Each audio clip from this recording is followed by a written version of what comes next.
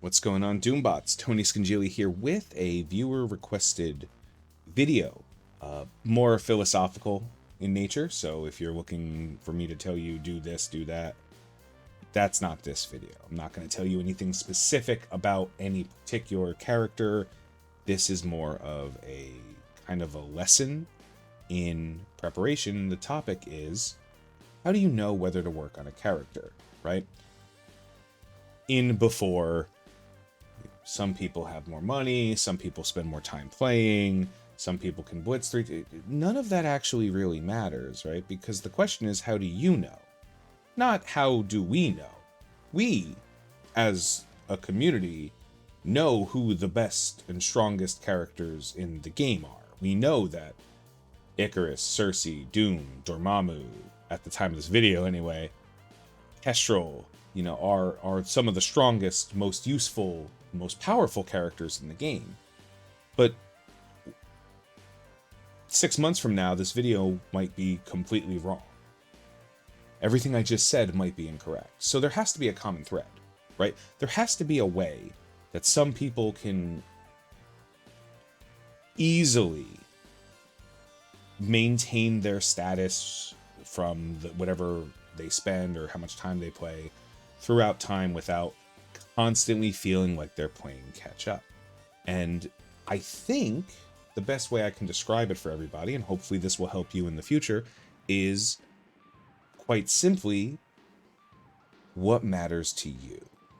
Not what you're told matters. Don't worry if you're told that you gotta have, the Secret Avengers or you can't do this. That is not inherently an untrue statement, but what nobody ever reminds you is that there's a little asterisk at the end of every statement of what the best characters are, and it's right now.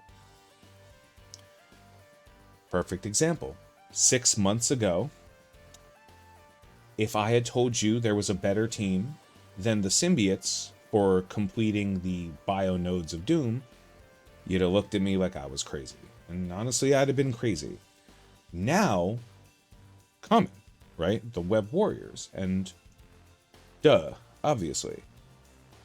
If I were to tell you 9 months, about a year ago, no, 9 months ago, that the best team for the skill raids of Doom were, Gamora, Moondragon, Night Nurse, Zemo, and sometimes Taskmaster, everyone would say, yeah, that makes the most sense. Just like today, everyone talks about how the best tech team for Doom raids is, generally speaking,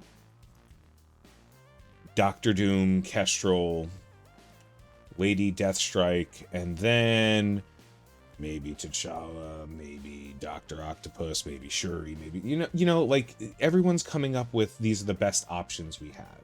This is the best team that we put together to do this. We know that's not going to be true, right? Everybody watching this video knows that we're going to eventually end up with a tech team. It's going to be a team that if you have it, it's going to be 1,000 times easier. And without it, you're going to be struggling still, and that's just how the game goes, right? Same thing applies to everything. War. Who's the best war defense? Heroes for Hire. Why? Because it has the least people that beat it. Well, that statement is becoming less and less true every month now. There's now another team that can beat the Heroes for Hire. So, just like the Marauders of old, the number of teams that can beat the best keeps going up. Doesn't mean it's not the best anymore, just means the value is not the same. So whatever matters to you is what's going to guide you through this. Figure that out from whatever comfort zone you have in the game. Whether you're a complete free-to-play player, don't spend any money, but you're willing to spend a lot of time blitzing and completing milestones so you can get all those free resources, or whether you are a Kraken who is willing to just buy whatever problem comes up as time goes on, that's going to dictate how you play, not why or what matters. generally, to be the best in all stages of the game is going to cost the most something, right? Money, time, resources, effort, whatever. So just organize it. In my mind, it's really simple. To me, the more times I get to do it in a day, in a week, the more important it is. The less I have to do it, the less important it is. For example, every day I have to do at least 5 arena attacks. So arena is a very important game mode for me. But every day I have to do about 10 raid attacks. So raid comes up a little bit higher. Raid characters are more important to me. They're important to me now. They're going to be important to me in the future. I'm at a point in the game where now for me is almost in real time with the game. You know, now for me is how long it takes for me to take a character I just got and make them strong enough to be used today. And that's not true of everybody in the game for a lot of reasons. Some people are only been playing for a couple months. Some people have only been, you know, working around for mid-tier or only working on the characters they like. That's your enjoyment. There's nothing wrong with that. But there is a point when we can look at it. And the best example over the last couple of months just happens to be the war teams that came up, you know? The Young Avengers, while not necessarily delivering what people have come to expect from War Off defense teams, maybe that's Heroes for Hire's fault, maybe miscommunication, they are a very powerful, viable, and useful war defense team, right? But war defense, right, matters more the more resources you have to throw around. It's not as relevant, at least in my mind, as your raid teams, you know? Because your raid teams, you have to use them every day. There is a direct 1-for-1. If this team loses, you get to feel it. You know, you get to feel if your raid team wins or loses. You see, all right, I got to make them a little bit stronger, or no, they're great. I can ignore them for now. I don't need them any stronger. I'm autoing the fights. You know, you can feel that.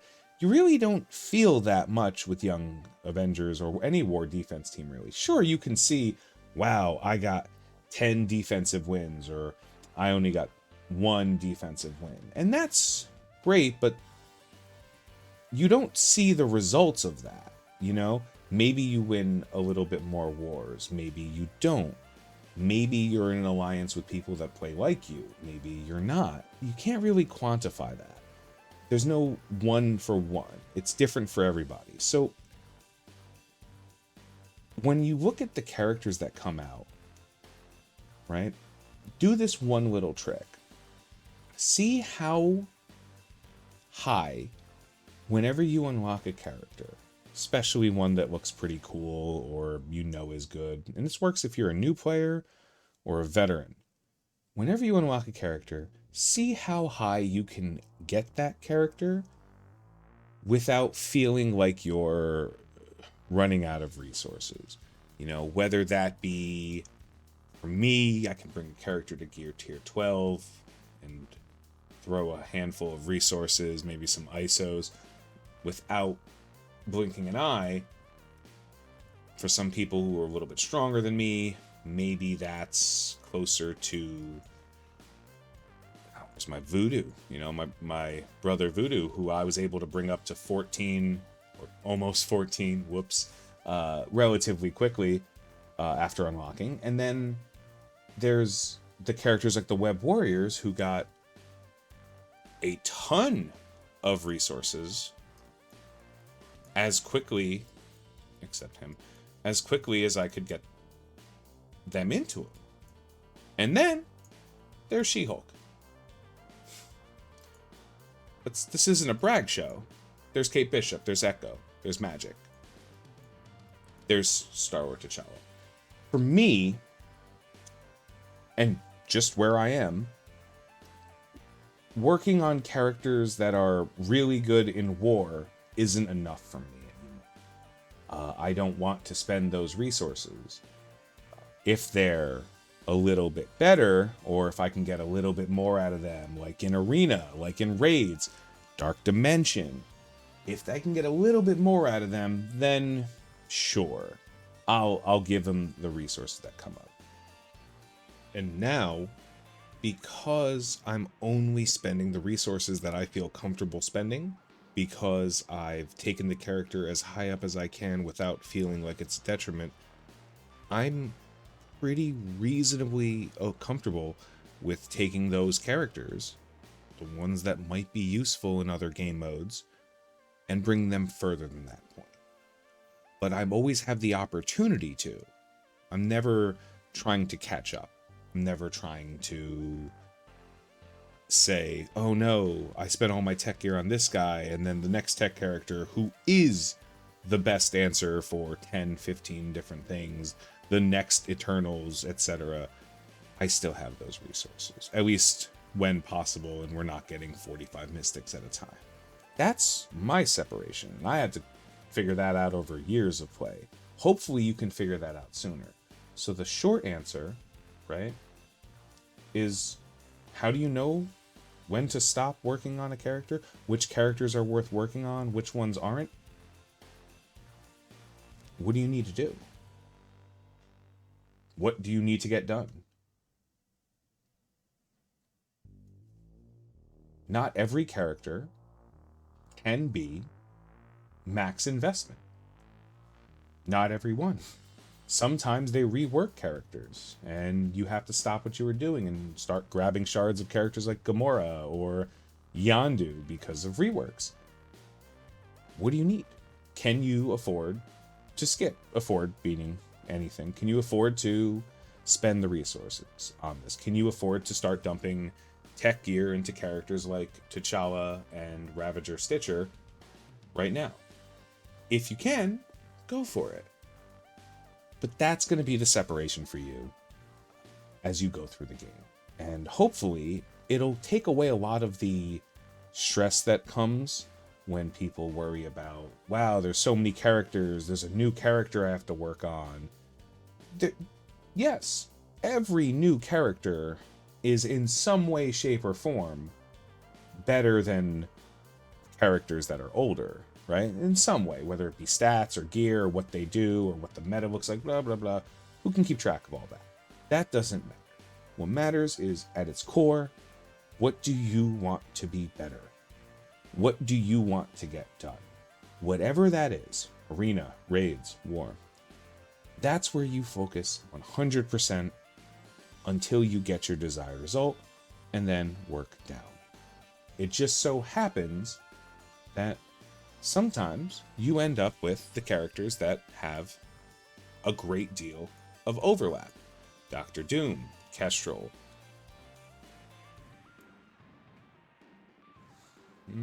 Omega Red, Jubilee, Icarus, Secret Avengers, and sometimes you end up with Silver Surfers. You know, really good, really powerful characters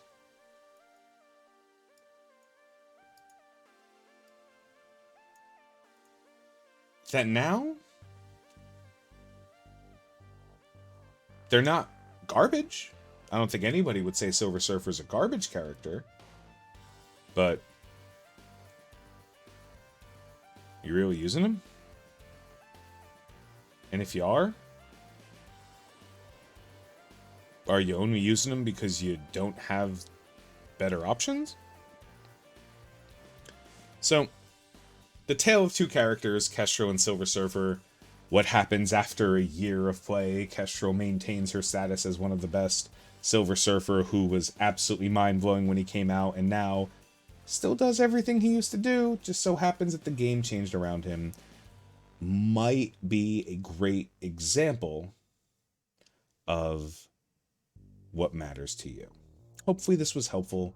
Hopefully this will give you some food for thought as you go into the next patch and look at the new arena team that's coming out at the time of this video, or if you're watching this in the future, the next raid team, tech team, the new Quantum Realm game mode that comes with its own buffs. Whatever it is, just make one decision. How much does it matter to you before you do an investment? So, thank you guys so much for watching. Hope this helps. Have a good night. Have a great day. I've been Tony Scungili, and I will catch you later.